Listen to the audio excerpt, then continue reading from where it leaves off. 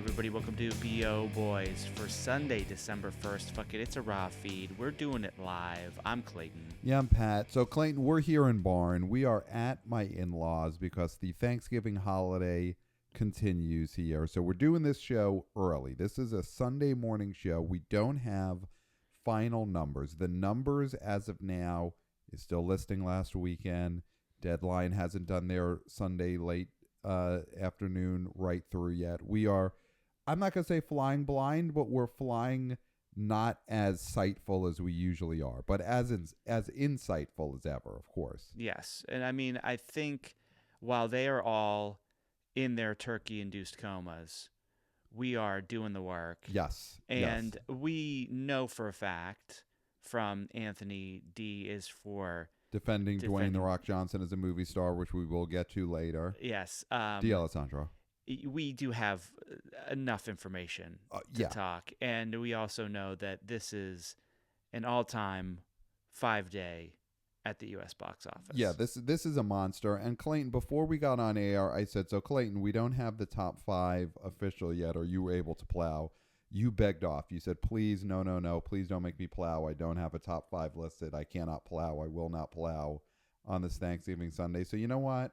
I'm going to step in here because someone's got to plow and give us an unofficial Sunday morning plow based on the write-up from the tribal chief, the legend, from the Outside Scoops Substack, Scott Mendelson. So I'm going to parse his words to give us a plow. So number one. Okay, let me just say. Okay, he's going to get in there. He stopped begging off. No. He stopped begging off.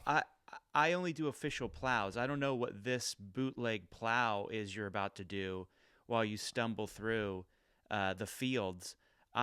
We only do official plows on here. So whatever you're doing is unsanctioned and off the beaten path, as they say. So. It is sanctioned by we're not in New York City. We are in the state of Connecticut, and the state of Connecticut sanctions this plow based on, you're saying the article written on the Outside Scoop, Scott Mendelson, the legend, the tribal chief, that is bootleg? Okay, Clayton's words, not mine. I'm saying you're doing a bootleg one. You're doing a sanctioned bootleg by plow. the state of Connecticut. The state of Connecticut sanctions this plow by B.O. Boy Pat. So here we go. Number 1 at the box office this weekend was, of course, Moana 2. So Moana, in its 3-day weekend, it earned, let's see here. Oh, already. Here we go. Already, it earned the number 1 slot here, $134 million Friday to Sunday debut, according to Scott Mendelson. So Moana 2, number 1 with $134 million in its 3-day. And then number 2 this weekend was Wicked Part 2, and it did $117 million in its Friday to Sunday 3-day. So that's number 2 at the box office. Number 3 is Gladiator 2, which is going to have an expected $31.3 million Friday through Sunday. Number 4 at the box office this weekend is going to be Red One. Red One, number 4. And I mean, we're going to have to get to wannabe oh boy Austin's email from last week where he predicted basically Red One would increase a little bit. It barely dropped only 5. And over the weekend, it did $12.5 million according to Scott Mendelson's estimate. And then number 5 this weekend, the best Christmas pageant ever, Scott Mendelson said it's living up to its title.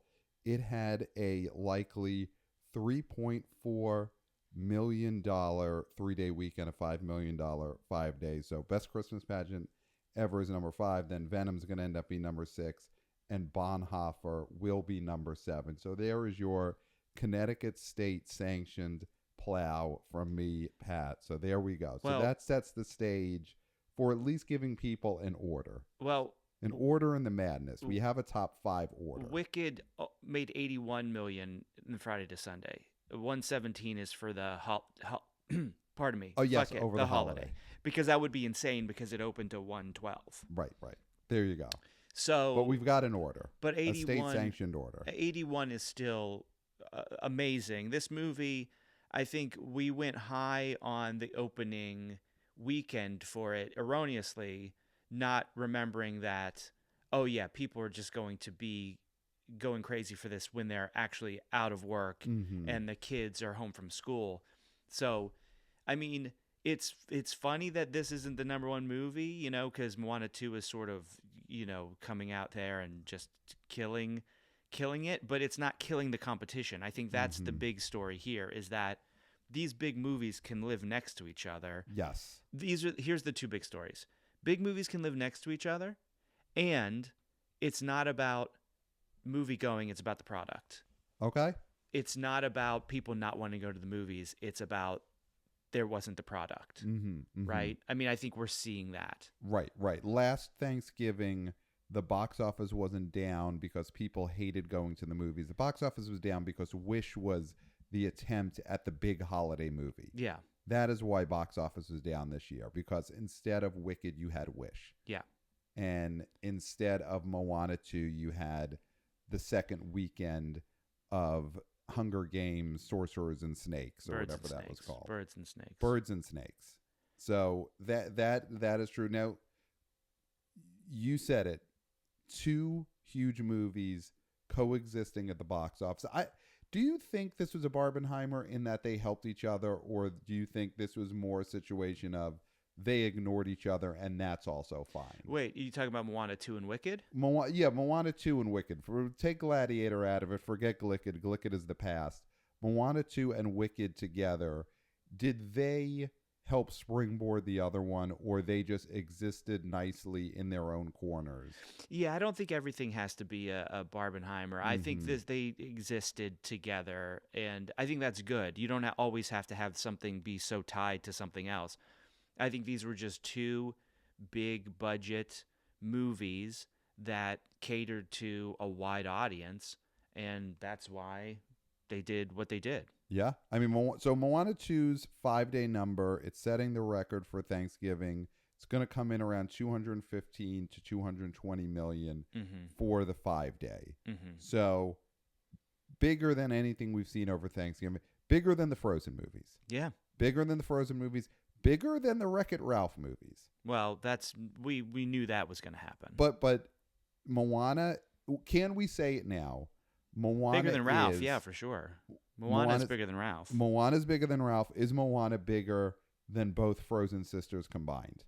You stack the Frozen sisters on top of each other, they still don't equal the 5-day record of Moana 2. I mean, yeah, at the moment, I mean, Moana right now has the movie playing. When Frozen 3 comes out, there'll be a different story, possibly. Okay. Right? I mean, well, yeah, that's what you want to see. You want to see these princesses compete at the box office, try and top each other. It's, back when you had the, Magic Johnson and Larry Bird back and forth. A reference, of course, for the elderly sports fans. One would hit a slam dunk and win a championship. The other one hit a 3-pointer, win a championship. And you want to see, how is Magic and Bird going to top each other? And that is what you have now with Moana and Frozen, possibly. Yeah, so I mean, Disney's in a good position when it comes to that. I mean, this is a big win for them after having a big win with Pixar. With their, Inside Out 2. I mean, they've had two big animated movies in the last year and a half, which is going to be great. Well, Moana, Inside Out 2 was just this past summer. So we're talking about 6-7 months between these movies. Has, over the summer, we talked a lot about anxiety. Anxiety is the big breakout box office star in Inside Out 2. Hey, hey, this chicken from Moana 2. Is Hey Hey overtaking anxiety at the end of the year? Do you think we don't even think of anxiety? We're only thinking of Hey Hey. No, Hey Hey was in the first movie and didn't break out, so why would they break out in this movie?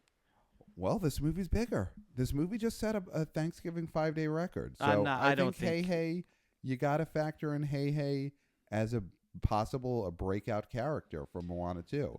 He's in it more. That's what I've heard. I haven't seen this yet, but I heard Hey Hey's got a bigger role in Moana 2. I've heard no buzz about Hey Hey. I feel like Hey Hey's like the snowman from Frozen. I think if it's tolerated, not celebrated. Okay. I mean, we'll have to see. I think we've got to check in with some rats, possibly get some boots on the ground reporting. I'd love for our listeners to email us, theboboyspodcast@gmail.com. What is the response in theater to Hey Hey? Does Hey Hey feel like anxiety, or is Hey Hey the snowman? Yeah. That's a big question. So 5-day record here for Moana 2. Of course, the story of this movie is that it was almost a TV show. So Clayton, could you think of as a culture, us being closer to the edge, closer to the cliff of disaster, and pulling ourselves back than this situation where Moana 2 was almost a streaming series, and instead now it is at $220 million for its opening 5 days? Have we ever been this close to falling off the cliff and then saving ourselves? Cuban Missile Crisis. Okay. It's in the conversation. Yeah. It's in the conversation. So that is definitely a discussion to have here. Is Moana 2 the new Cuban Missile Crisis?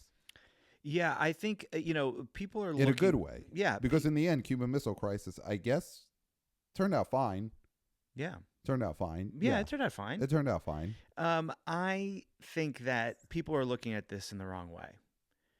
In that they are saying, well, this is a TV show that got made into a movie, pardon me, and that's bad. Mm-hmm. And as we've talked about in this show many times, we don't talk about TV a lot, but in this case we have to.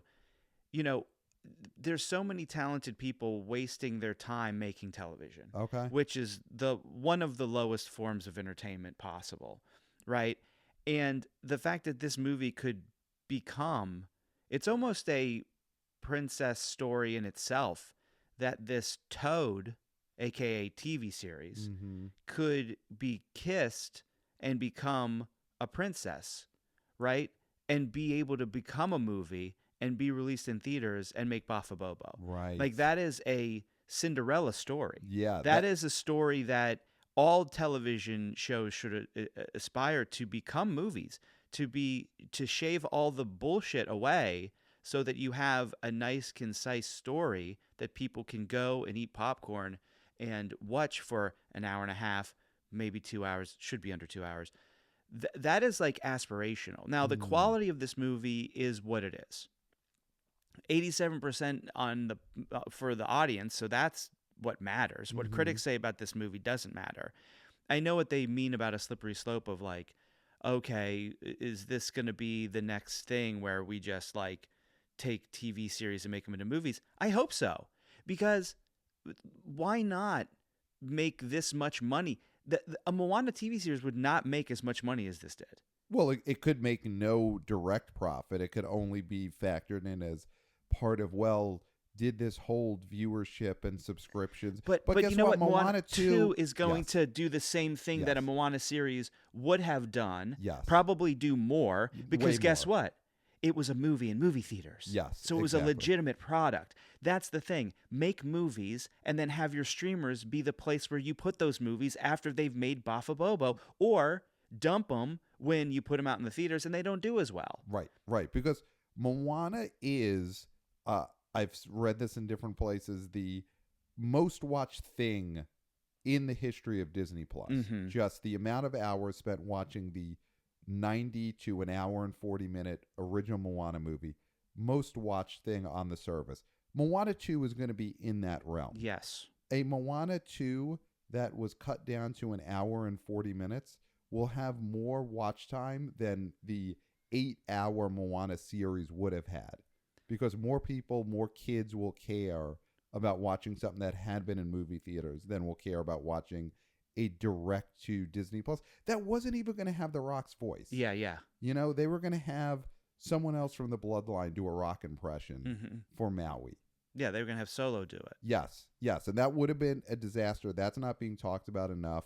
That Solo would have been the voice of Maui, and people would have crapped all over that. It would have been a huge nightmare. So there's no question that this was the right move and should be, I guess, emulated. Should be emulated. Yeah. It should be emulated. I mean, how far should this go? Season 3 and we're not trying to start a TV discussion, but season 3 of The Bear, should that just be released in movie theaters? Should they pull a Moana 2 on season 3 of The Bear, cut it down to an hour and 35 minutes instead of a 10-hour TV series, and put it in movie theaters and be done with it? Well, I mean, it's a different thing because that series already dropped. We already saw what that was. I'm sorry, season 4. Season 4. I in my head, I pretended the existing season 3 doesn't exist. So season 4 of The Bear, the one that is coming out, I think, next June, should that be a June theatrical release and not a streaming series? Yes, I think it should, because I think the buzz on the third season was not good. The people did not enjoy it as much as the first two. This would be an interesting move. Yep. This would be something that would maybe get that series back into people's good graces. Yep. And it would be unprecedented. And I think that why not do that? Why not recut that series, and then you drop it on Hulu in September, and more people will watch the 90-minute version of The Bear season 4, the movie, than would have watched the 10-episode season 4, The Bear, the show. And here's the other thing I'm saying too, like with the Moana series, like you can also put out the series. Like, just be like, if you like this movie, here's more crap. Yes. And that's the runoff, like extra crap that you get on Disney Plus, because there's tons of crap on there. Right. So just put that crap on there. Like, cut your series down to what is good, put it in the theater, and then be like, guess what? If you're a masochist and you want to watch the rest of the crap, it's available. Yes. That's the other thing. Bonus crap on bonus D+. crap. Yeah, Why go to not? D+ for bonus and crap. you could do it with Bear, with the Bear. Just be like, here's the movie. This is what the people should pay for. Yes, here's the main meals from season 4. Exactly. Yeah. And then if you want the rest, then you can watch the rest. Yes, gorge yourself for the rest on Hulu. Yeah. I mean, I think that is a feature, because if you're already going to make the TV series, then I think that was the difference, is that now people are going to hopefully make less TV series and just make the movie, right? I mean, I do this, and because I'm a BO boy, but anytime I click on something, rarely on Netflix, where I think is maybe interesting, it ends up being a 10-episode series where it could have just been so disheartening. It's so disheartening. You want it to just be a movie. Yeah. Yeah. Why isn't this Nicole Kidman romantic thriller a 90-minute movie? Instead, it's a 10-episode series that I'm never going to because watch. it's about eyeballs for these streamers. It's not about any sort of real money. But that's where you put out the bonus crap. And that's where you put out the bonus crap to get the eyeballs from the movie that people already love and paid for. Right.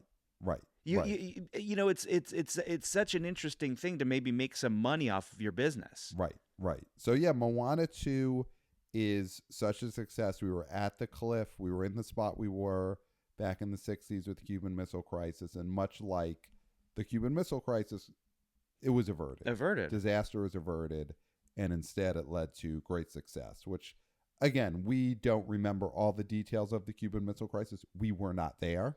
No. We were not there, but I do think everything turned out great afterwards. Yes. That's basically same thing as Moana 2. So huge victory for movies over TV. Big win for Disney Plus. For Disney. They're on a hot streak with their animation. Sequels or not, they're on a hot streak.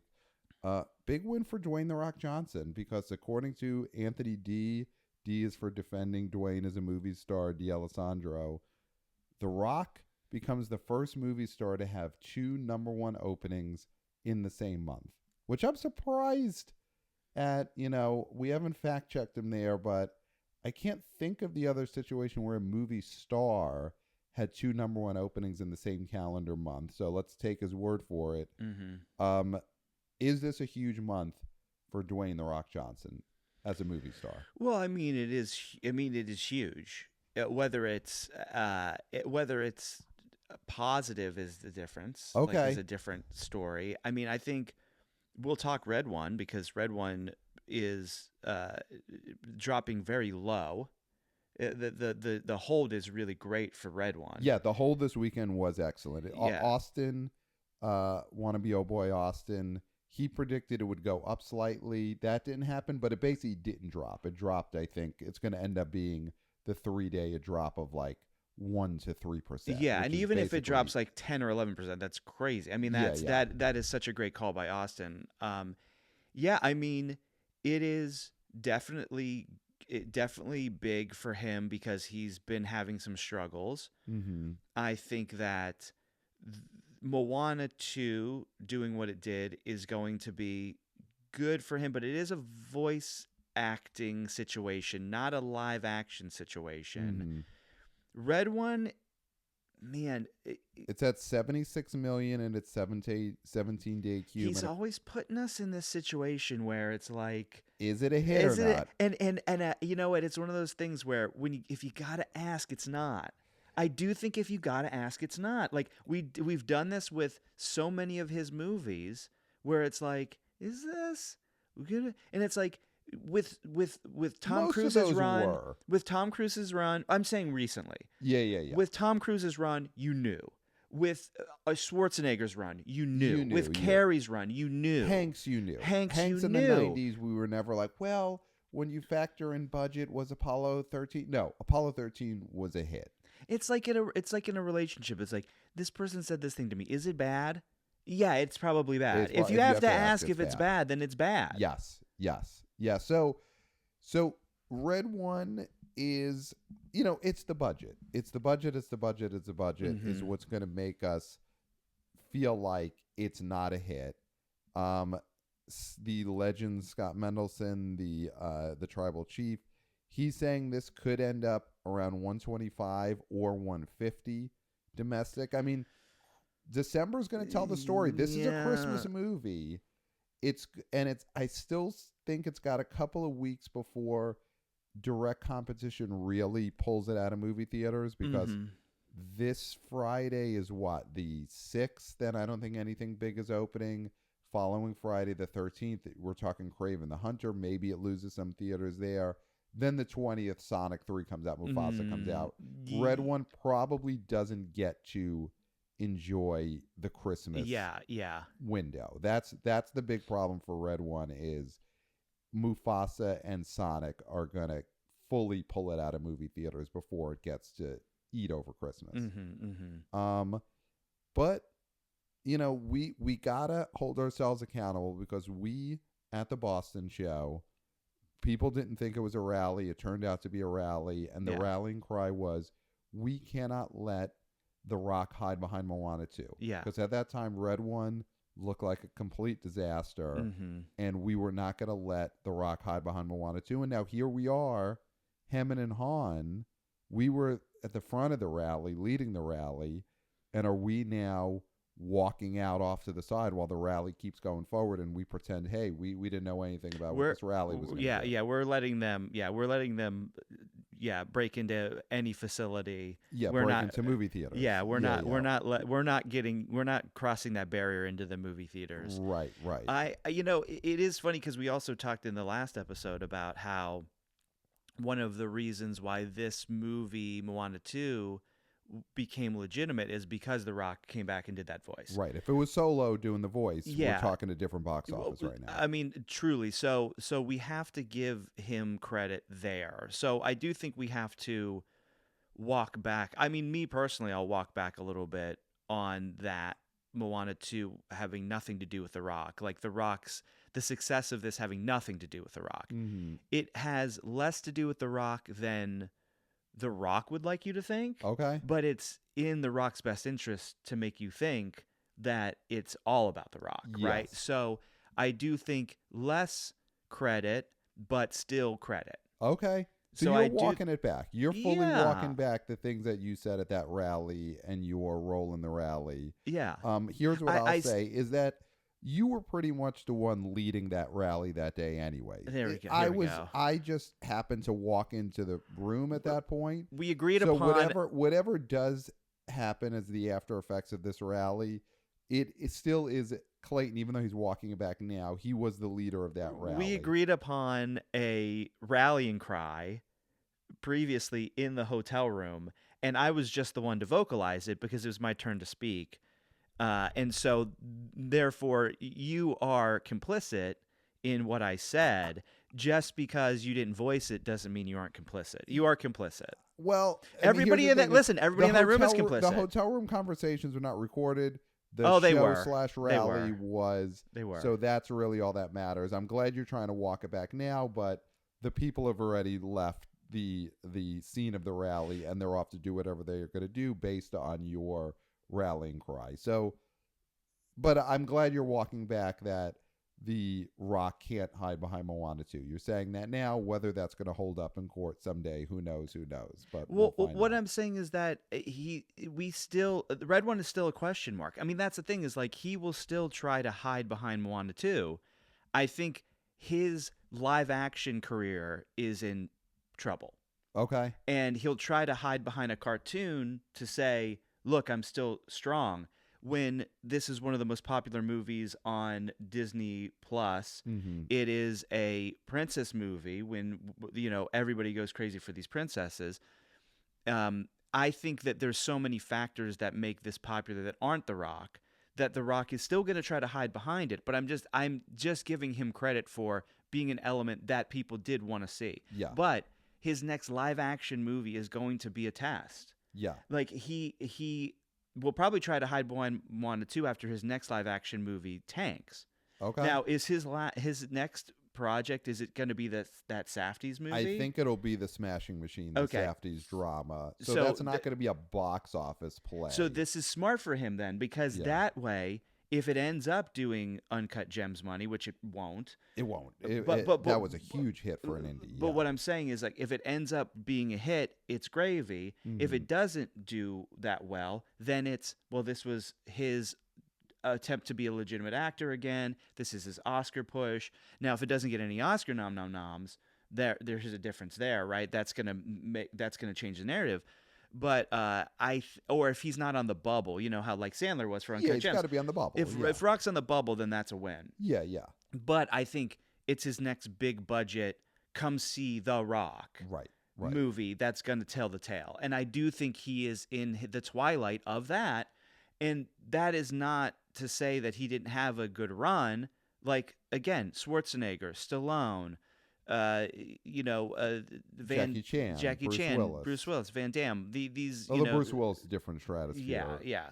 Seagal, like, these guys all had their, depending on how quick it happened, they had their runs, and then they started going down. And The Rock has had a run, and it's gonna end. But you know what? In 2026, he'll be dropping live action Moana 1 remake. So guaranteed hit there again. So The Rock will get to hide behind Moana's for a while. Skirt for a while. Okay. For a while. And we'll allow it. Or we're allowing it now? Well, I never was a part of any of this rally. You, of course. Oh my God. If you could, guys, I'm going to give you like a behind the scenes. Like when we were in the hotel room and we were saying, Moana, don't let The Rock hide behind Moana. Pat was so giddy, so excited. He was like, yes, we must say that. We must say this. This must be told to the people. The people must know this. And I was like, okay, sure, let's do it. And then when the time came, I don't want them to get too riled up. Time came on the stage. It was my turn to speak. Rarely I get to speak in these live shows. And I took the mic and spoke. And now, Pat is backing away from it. Yeah. Well, just in terms of who's responsible for what happens, any damage to property, that kind of thing. So that is the Rock situation. Moana 2, giant hit, biggest Thanksgiving 5-day of all time. But Wicked 2. Here's the thing. Oh, I'm sorry, Wicked 1 of 2. Wicked 1 of 2. And Wicked is number 2 at the box office, and it did estimates of around 115, 117. We'll find out on Monday. For the 5-day. But basically, its 5-day will be bigger than the opening 3-day last weekend.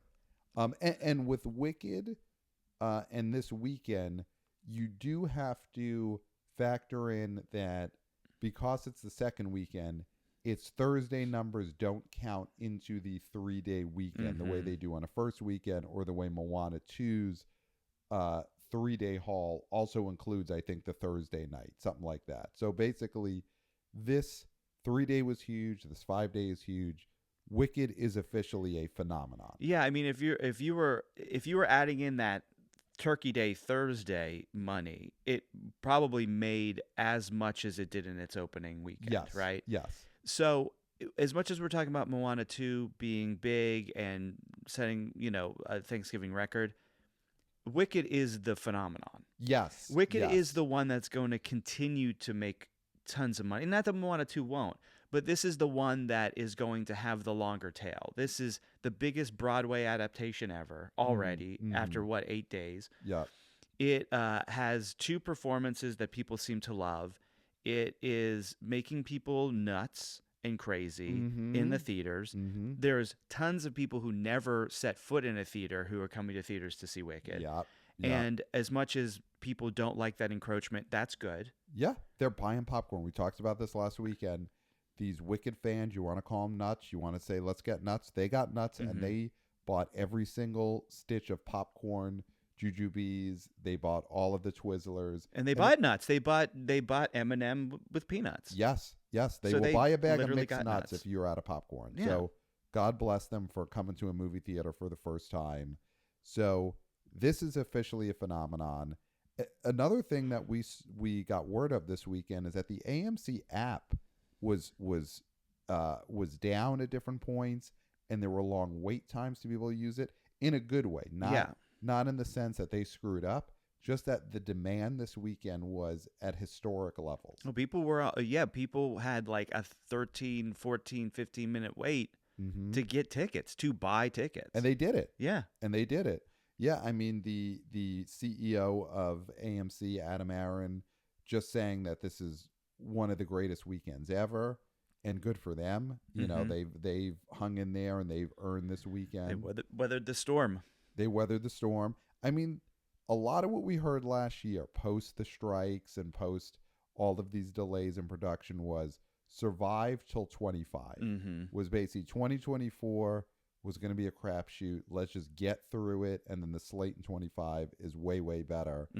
And this weekend, this end of year run that we're on now, and that we'll probably have in December with Mufasa, with Sonic 3, with the Dylan movie, they're not just surviving, we're thriving till 25. We haven't been the whole year. 24 has had a lot of rough spots, but it is great that we're getting this Barbenheimer level, record-breaking level right at the end of the year. Oh, yeah. You always want to end the year strong. You always want people in their mind to think, oh, movie-going is a thing that I'm going to continue to do in the new year, right? If you have good movies that people want to see coming from Christmas into the beginning of the year, people will be like, oh, I like this. This is something I like, and I'm doing this in 2025. Yeah. So it's great to have a phenomenon this close to Christmas, get people excited as they go into next year. And yeah, I mean, the Wicked thing, the second weekend was going to tell the story of whether this is a full-on phenomenon or not. That has been fully answered. It's not a wishy-washy red one situation where is he or isn't he. This is the thing. This is the thing that movie-wise I think is going to be the focus of the Oscars next year in terms of this was the phenomenon. This is all the monologue jokes, and Conan's definitely going to do a parody song where he's dressed as Glinda or he's dressed as... Well, he'll be painted green. He'll be painted green, and it'll be great. Green. So, but that's only because it hit that level of phenomenon. And yeah, I mean, I don't know if there's much more to break down apart right now in terms of what this means for the stars, for Ariana Grande, for Cynthia Erivo. I think it only strengthens, and we'll talk more Oscars as we get into that season.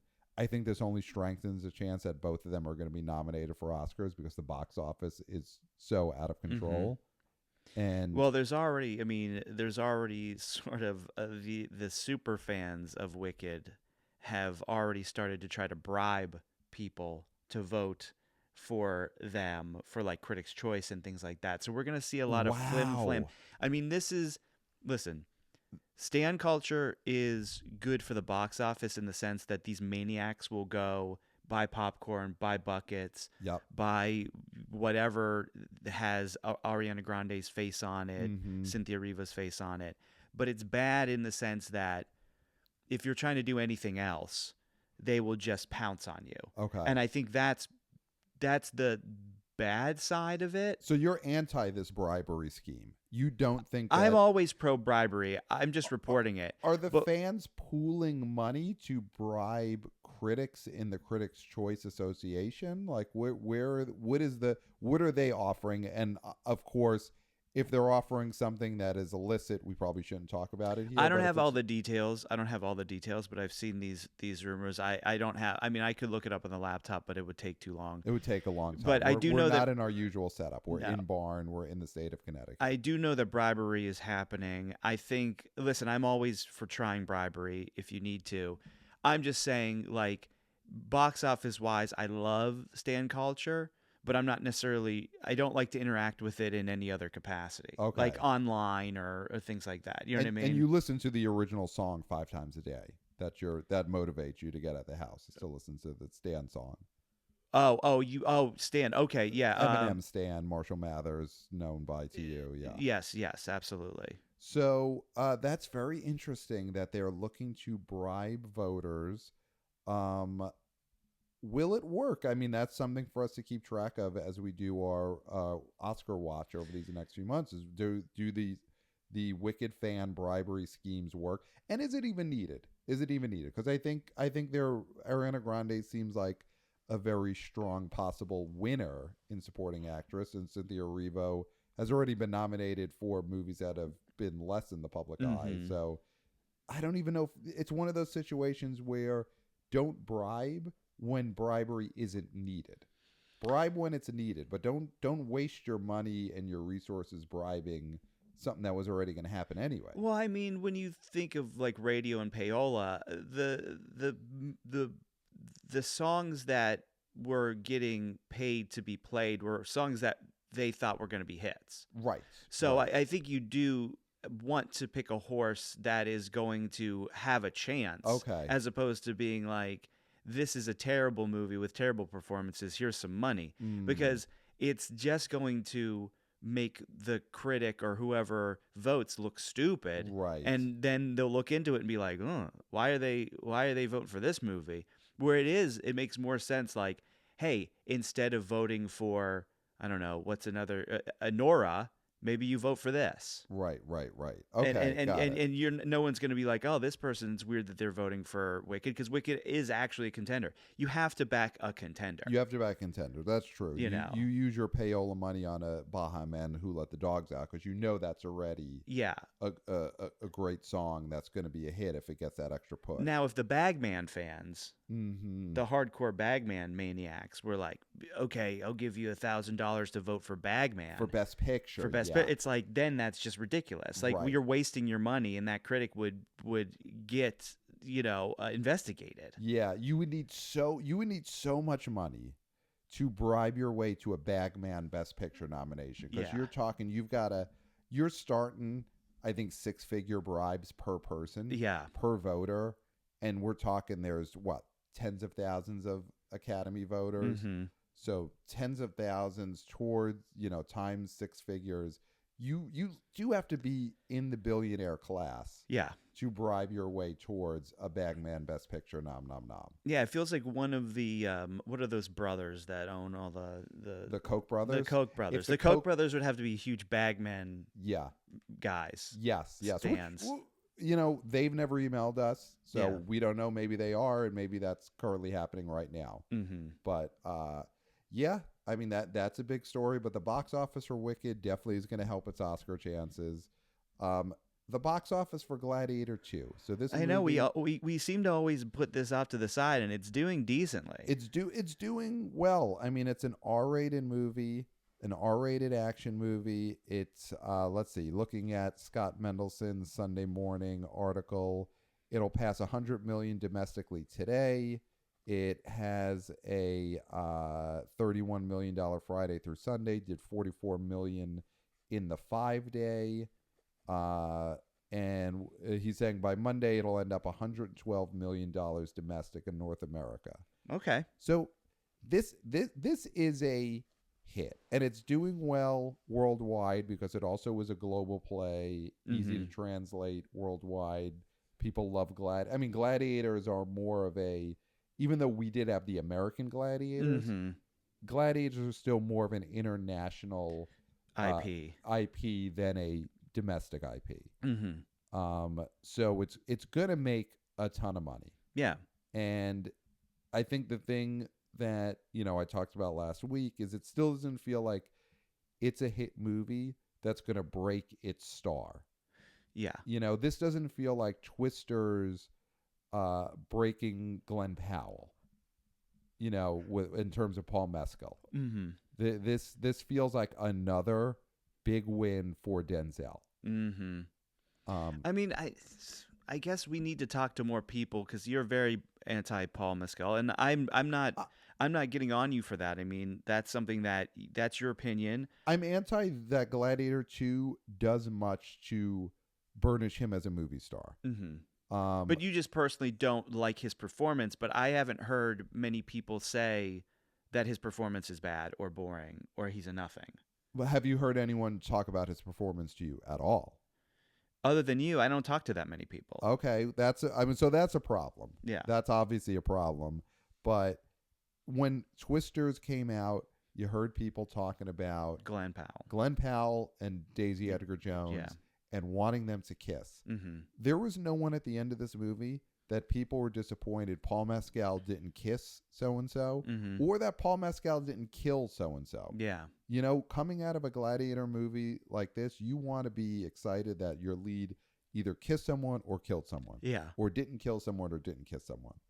But there's just no excitement, no talk about who did Paul Mescal kill, who did he kiss. Nothing he did in Gladiator 2 seems to be a talking point. And it's just Denzel. So I think that this movie is going to continue to do well because you've got the next action film Kraven for the adults Hunter, is Kraven, and that's still still DOA, another week, and that's going to be DOA for sure because this is not a character people know. This is not an actor that people really care about. I think this is going to be another loss for the Sony Spideyverse, the villain, whatever they want to call it, Sinister Six. But I mean, we'll get into that with the previews. But I think its failure is going to benefit Gladiator. Okay. Yeah, Gladiator, because then the other big movies in December coming out at Sonic 3, kids movie, Mufasa kids movie. So Gladiator does have other than Kraven, does have the grown-up action, feel to itself. And it has I've seen Moana, I've seen Wicked. I want to go to the movies because I've been going to the movies lately because there's been stuff. Maybe I'll check out this Gladiator too. I mean, that is why big movies should be put out next to each other or near each other so that you always have a stepping stone across the pond. There was so many times throughout the past few years where you just had these open water. Right. It's like, I'm not going to swim to the next stone. Right. You got to make it easy for people to step to the next stone. And that's what they're doing. And you might even go back to a stone that you missed. Yes. You step on a stone twice. Yeah. Yeah. Yeah. Before the stone is streaming. So, Gladiator 2, it's a hit. I mean, just staying on Denzel for a second, it really strikes me. You look at this and you look at, and Tom Hanks, of course, is a forever movie star. And he did have Elvis a few years ago. But you look at something like Here a few weeks ago when that bombed. And, Julia Roberts, she had a hit a few years ago, but she's mostly stayed to streaming and all these 90s movie stars. And Denzel really has, I think, done the best job of that class of movie star of just continuing his momentum unabated all through these years. He doesn't do TV shows. He doesn't do TV shows. He is shows. special. He'll do plays. Yeah. He'll do live theater. And otherwise, you got to pay to see him in the movies. He's special. Yeah. When Denzel is on screen, it is a special occasion. Yeah. When Julia Roberts is on screen, it's an Amazon Prime. show. Yeah. I mean, and listen, you got to do what you got to do. Yes. These stars all have giant staffs. Yeah. Their assistants have assistants. Yeah. They've, everyone thinks Michael Jackson's the only one who had an amusement park in his backyard. No, they all do. They all do. Yeah. They all do. They're all funding these huge electrical bills. Yes. So, sure, do a streaming series because you've got a merry-go-round that runs 24 hours a day. Julia Roberts has a county fair. Yeah. On her grounds. 24/7. Yeah. Yeah. You could go at 3 a.m. on a Friday in December, and you could get some cotton candy and be on a merry-go-round. Right. So she's got to fund that. She's got to do the streaming series. But I guess Denzel keeps a low enough overhead that he doesn't have to constantly be putting out product. You know who? And He must not have a tilt-a-whirl or a roller coaster on his No. grounds. you know who else is? And just mentioning because this is somebody who's sort of out of sight, out of mind, but then always comes back with something big. Sandy Bullock. Yes. Sandy Bullock, I think, next to Denzel, keeps herself special. Even though she did Bird Box, that was still when Netflix movies were a huge deal, and you Right. didn't have 1,000 every Friday coming out. Right. She knew that this would be special. She made it special, and she does special projects. Right. Yeah, 100%. So huge win for Denzel. Gladiator 2 is, listen, it's not going to be the first one. It's not going to be nominated for Best Picture. No, We'll talk about that. I don't think its Oscar chances are very good other than Denzel. We did get an email from wannabe oh boy Andy. This is just anecdotal. So the email was subject is Gladiator 2 Momentum. Andy says, gentlemen, you guys have been on a generational run these last few weeks. The frozen screen last episode was gold. Of course, he's referring to the YouTube version of our last episode where Clayton's screen froze on the perfect image and stayed like that the whole time. And people were loving it. They were loving that glitch in our YouTube video. Well, that's my image going forward, so get used to it. So he then continues on that episode. You talked about the Gladiator 2 momentum possibly drying up. Here's a small sample size. We're visiting the wife's family, including our nephews. We're going to a local theater shortly. 6 tickets for Moana 2 and 1 knee for Gladiator 2. That shows the divide. The theater breakdown of seats. That lonely X is this guy. And then he sends a screenshot where, as of whatever time that was at the screening, he was the only seat sold for a 11:30 a.m. on a Saturday Gladiator 2. So he's sending us a screenshot of 1 seat sold. I will say, though, this was from a screening that was yesterday, Saturday morning, 11:30 a.m. That's not prime Gladiator 2 time. This is an R-rated action evening flick. is mostly that. Yeah. You'll have the lone wolves going during the day for sure. But yeah, I think the bread and butter for a movie like that is night, and that's the benefit of having kids movies and adult movies at the same time. You see the kids movies during the day, and then maybe those kids aren't there for the 8 o'clock Gladiator, so you're always going to have different demographics moving in and out of the theater. Yes, and you have the kids going in the morning, and they're buying the fresh hot dogs, the fresh pretzels, and then dad goes see Gladiator 2, 9:30, 10 p.m. showing after everyone's gone to bed. The drags. He sneaks out through the garage back door, and he's eating whatever they got left. Mm-hmm. He's saying, just smush together those 2 old hot dogs and pour whatever nacho cheese is left. Yeah. Pour it on there and give it to me. Yeah, you don't have a bun, 2 hot dogs, and a hot dog in between it, and just put some nacho cheese on there. Yes. And they're selling it for a discount, or maybe they're double charging it because this guy needs it. Yeah. So well, it's more meat, so they upcharge. Yes. So that is the perfect situation for movies. You got different audiences going at different times, eating food that is in different states of disrepair. Mm-hmm. So, quick hits on Greatest Christmas Pageant Ever. Really held pretty well. The drop was minimal, and it came out at the perfect time, I guess. We said it when it came out that it wasn't coming out too early. Mm-hmm. It wanted this Thanksgiving weekend, and it got it. Yeah. So great there. And I love that in his write-up on the Outside Scoop, Scott Mendelson called this the Judy Greer Star Vehicle. He said that will give the Judy Greer Star Vehicle a $32.2 million 24-day total. That's amazing for this movie. And big win for Lionsgate. The fact that this is Judy Greer is getting some spotlight is great. Mm-hmm. I don't hear anybody mentioning the noxious presence of Peter Holmes other than us. Yep. And we're doing it for a reason, to let people know that just as a warning. Is noxious, as a warning. But we're glad that hasn't swayed too many people from going. No. But great for Judy Greer. Yeah. Great for Judy Greer that she's got a movie that's at 32 million. I mean, Scott Mendelson says that this might not crawl past Jesus Revolution's 52 million, but that it's even a question is a cause for optimism. Yeah. So we'll see. We'll see. You know, there's still December dollars that this could make. If it keeps enough theaters, maybe it gets into the mid 40s and maybe it sniffs Jesus Revolution. Of course, you can't compare. It's Jesus. Yeah. Yeah. Judy Greer is great, but she ain't Jesus. She's not Jesus. Yeah. She's not Jesus. And Bonhoeffer still made some money. It made another 3.3 million over the Wednesday through Sunday. So good for Bonhoeffer. Maybe they skewed the story. Maybe he didn't really have a pistol. Maybe that priest didn't really shoot anyone in real life, but it's a movie. You got to give him a pistol. Give your priest a pistol if you want to make money at the box office. Yeah. So Father Stu should have had a pistol. Yes. Yes. If Father Stu had a pistol, then you know what? You give Father Stu a pistol in Father Stu Reborn when they re-released it. He's reborn with a pistol. So yeah, I mean, I think the big takeaway here is people want to go to the movies if you give them something to see. And right now there's a lot out there. There's a nice variety. Wicked's a phenomenon. Moana 2.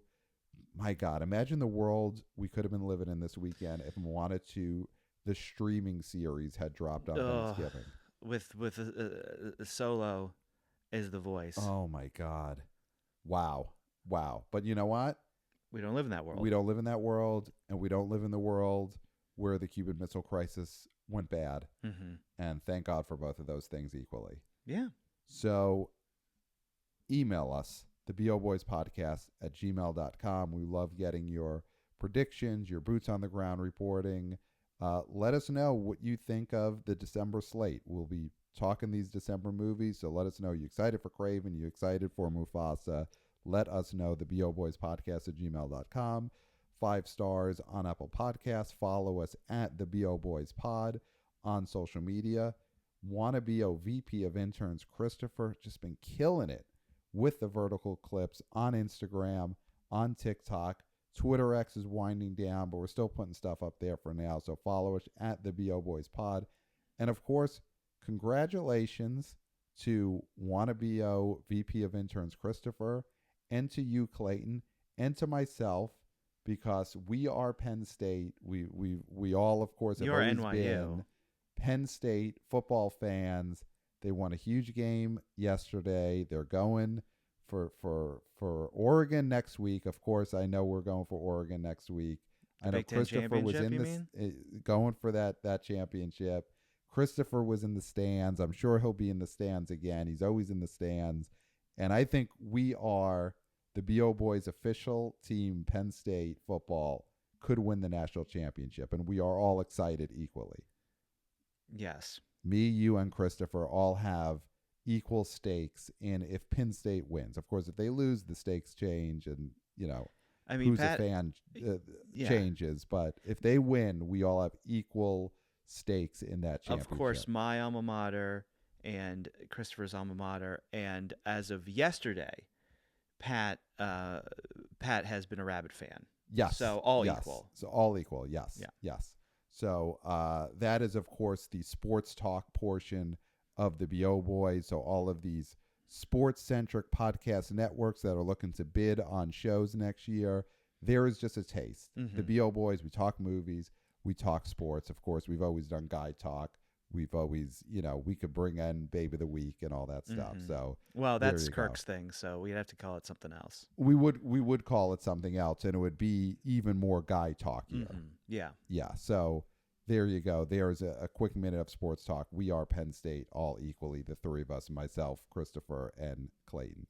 And of course, we are YouTubers. We are Penn State, and we are YouTubers. Hey guys. Right now, this episode, we did not record a video version of it because we are in Barn. We are in the state of Connecticut. There's different unions that you have to deal with in Connecticut when you're trying to film. And we couldn't set up the cameras ourselves. Yes. We would have had to hire Connecticut Teamsters, and it just didn't come together at the end. So right now you're just seeing the logo, but the beautiful logo. Well, you're seeing the picture of me chugging my water, hopefully. Oh, we could get that in there too. Yes, yes. So that's what you're seeing. And we'll be back, though, with full video capabilities in the next episode. But we are YouTubers. Subscribe to the YouTube channel. So many great videos we've been putting up there the last few weeks. The live shows, a lot of content from that. The short films, breaking down segments from the shows, all on the YouTube channel. So subscribe to the BO Boys YouTube network. And yeah, I mean, I think that's it. I think we've done it on this Sunday morning. Pat, I'm finished. Yeah, I am finished. I have nothing. I got nothing else. We've said it all. Yes. And there's nothing else to say. All right, so I'm going to get up now. Except for, until next time, we'll smell you at the box office. Nailed it.